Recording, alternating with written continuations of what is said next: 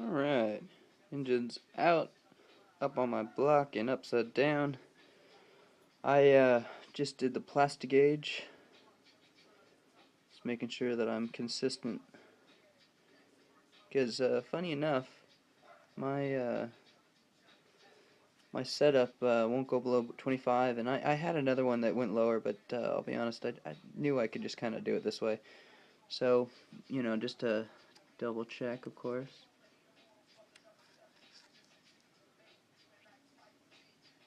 Alright, let's get my hand out of the way.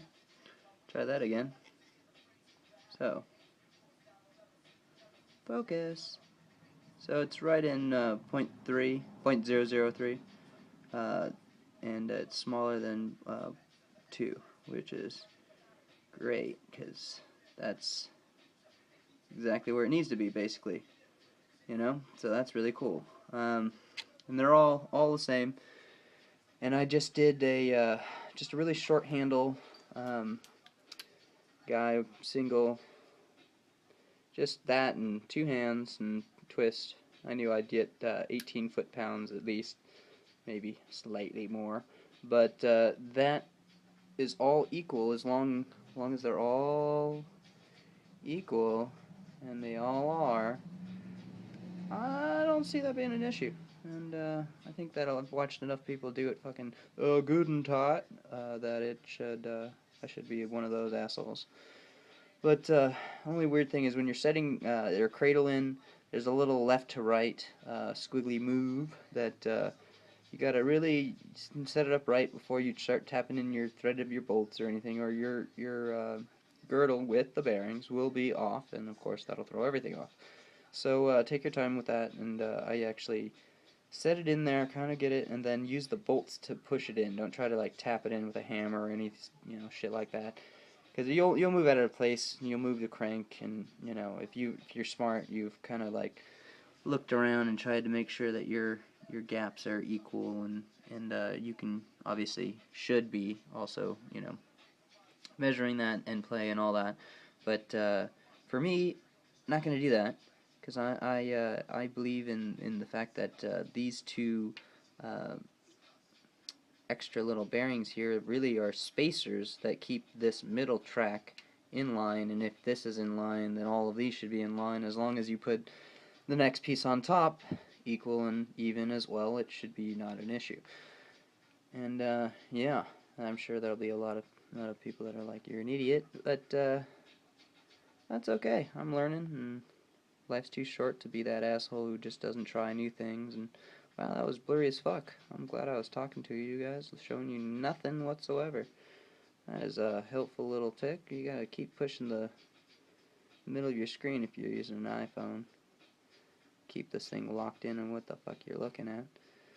But basically, as you can tell, see, boom, boom, boom. They're all equal, which is great. And I just gotta clean them up, and then next time you'll see this, it'll be for the pistons. And I'm just gonna lube, clean, and put it all back together, and do what I just did a moment ago. Just the whole thing about plastic gauge, I fucking irritates the hell out of me. It's like, oh, you're done, and then feels good, and then you have to pull it apart and check it. Oh, and then hope you do it the same exact way next time, which of course you should be able to do. But alright, there you go. Fun. Alright. 1, 2, and 3 are in, so I figured I'd take this moment to get the last little how-to out of this way, I guess. So, what I'm doing, I should say, I've got my assembly lube and all that good stuff. I'm putting it any metal contact that's going to be there for a long time, so I even put it underneath and on top. And I actually, on this is the bottom, it actually gets caught by the knurlings on the bottom of this bolt here. So this metal to metal contact here, this is what's going to be touching one another for the rest of its life, right? So when I pulled these off, they had a mild amount of rust or contact metal that I was worried about. So I'm just going to put a little anti-seize in there just to guarantee that these two surfaces will always separate. And I just think that's a good idea for anything metal to metal contact things without barriers or, you know, anything like that. So may look like it's all scratched up. That's just grease. the assembly lube, that is. So I'm just gonna pop this bad boy in there, and this is the final one, and then I'll torque down the bottom. I'm not too worried about this one. The way they set in there, it's so kind of stupid simple. You just don't overdo it, and I mean, be careful. A lot of guys do a whole bunch of stuff where like they'll cover these and with you know, tube and all that, and it's like it's a really professional thing to do. I understand why they would, but I haven't had any issues scratching on anything. Or you just set it in nice and easy. Don't try to rush it in there. Have it all lined up with your the tool to crush the outside of the ring, so you can tap it down into the block. But cylinder, I should say. But yeah, it's pretty fucking simple, easier than I expected, and I like that. You always gotta love things that are easy. Alright, so hopefully by the end of this I'll be putting the cylinder head on. I'm gonna clean everything up a little bit more and then go for that kind of dealio. Everything's kind of coming together slowly but surely.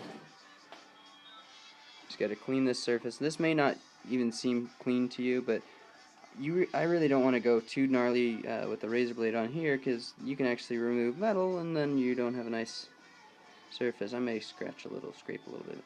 But this is the dished and the relieved for the valves to meet up in here. So I've basically, this dish and these made this motor, changed it from what it was, interference, to a non-interference motor. Especially because that we're doing now, it actually has a dome on top of it for the cylinder where the valves sit, and the spark is right in the middle, which is nice. So this should be exactly what I need, and as you can tell, it meets up here nicely. All of them have nice arrows. Hey stupid, there's the front of the motor. You should probably put these that fucking way. Gotta love that. Huh? Huh? Who likes stupid proof? I do. Especially when working with Mitsubishi. I mean, I've just been so in love with everything they do. It's just so easy, and it's very self-explanatory. So this is the first time I've ever done an engine rebuild, but the only reason I'm doing it is because of the confidence that this Mitsubishi has given me, that I feel that I can do just about anything on it, you know? Alrighty, so hopefully this goes together, and then you'll see it run. Alright, so pistons are in. You did beautiful little arrows. Thank you, arrows. That nice little guy in there. He's so pretty. So obviously you can figure out the sequence, huh? 2 up, 2 down. Bang, bang, bang, bang. Throw on the oil pan. Just why not, you know? And keep dust and all that out of my newly finished everything under there. So went and spent some money and replaced the wrong size for like half that size for the oil pan. M6. Anyone who's looking for oil pan bolts for the Mitsubishi Eclipse 2000 to 2005. M6, and it's like half this. So if you think of this as like an inch, half inch. But it'll be called something else though. I think it was. These are like M8 by 20. That has to do with the length. But I forget how many the other one was. Well, isn't that useful for you? But all new, all nice oil pan bolts. Just, you know, why not? They've got the lock nut on there too, and a washer, because I like to do that. I didn't put any glue yet, because honestly, I'm having my mechanic, you know, double check all the fucking things that I'm showing you right now, because I'm not an idiot. And this being the first rebuild I've ever done, I think it would be a good investment in his time and my money if he just double checks a few things. So tomorrow will be cleaning up the last little lovelies, you know, little holes, little inlets for my oil and radiator fluid. It was almost bone dry at this point. I've been, you know, dumping out fluid more and more and more and more, and this finally got emptied out. So hopefully I don't have any issues with that. But so tomorrow, yeah, let's get back to what more cool things. Tomorrow I'll throw on the cylinder head, the head gasket, torque down the bolts. After, of course, like I said, I got to clean out all of those little portholes and all that. Double check everything, and then tighten down those head bolts. And then from there, it'll be trying to figure out how I'm running the belts to run everything. And right now, it's it would seem to be pretty simple exchange, but because I'm throwing together two motors that weren't exactly together from the factory, there will be some minor adjustments. I think that it'll all work out pretty nicely because it is exactly what the head was built for.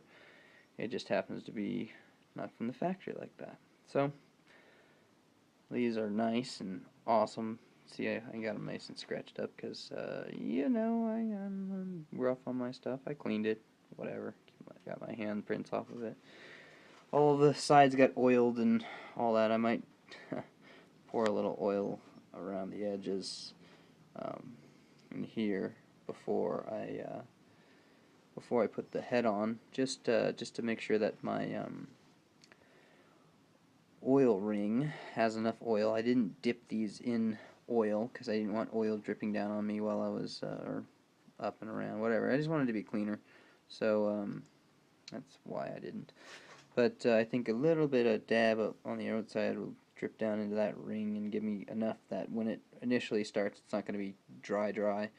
But everything is dry right now, so of course there'll be a lot of burping and fluid exchange to make sure that this fucking runs and doesn't kill itself. All that good shit. Alrighty, so kind of cool, kind of fun, and as you can tell, I mean, I definitely picked the right thing. It's these are meeting up perfectly. They flush out when you move it just a little bit from where it is right now, and that's, you know, it's right where it needs to be. You know, it's tight. No looseness, no nothing. Of course, it's fucking, if it was, it would be wrong.